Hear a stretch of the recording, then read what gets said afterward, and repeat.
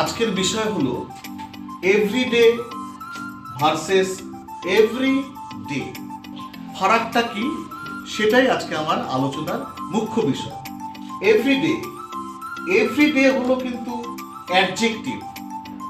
এভরিডের অর্থ হলো প্রাত্যহিক বা দৈনিক। অ্যাডজেক্টিভের কাজ আমরা জানি নাউনকে মডিফাই করা।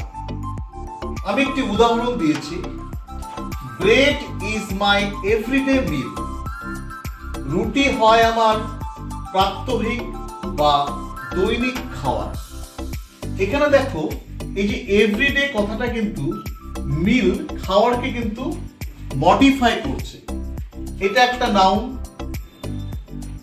মিল, এই নাউনকে মডিফাই করছে। এখানে কিন্তু আমরা এভরিডেকে অ্যাডজেক্টিভ রূপে ধরব এবং এটার অর্থ হলো রুটি হয় আমার প্রাত্যহিক খাবার। নেক্সট চলে আসি আমি এভরি ডে।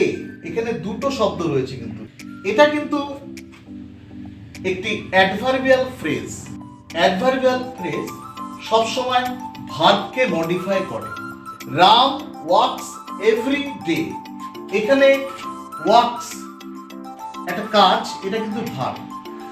এই ভার্বকে কিন্তু এভরি ডে এই দুটো শব্দ কিন্তু মডিফাই করছে। কেমন করে?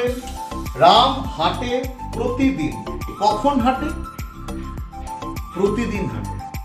এভরিডেটা কিন্তু এভরিডেটা হলো অ্যাডভার্বিয়াল ফ্রেজ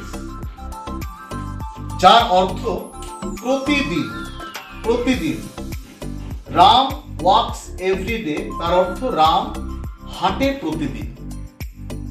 এবার আমি আরো পরিষ্কার বোঝার জন্য দুটো প্রশ্ন রেখেছি। কেমন? This is my dash life.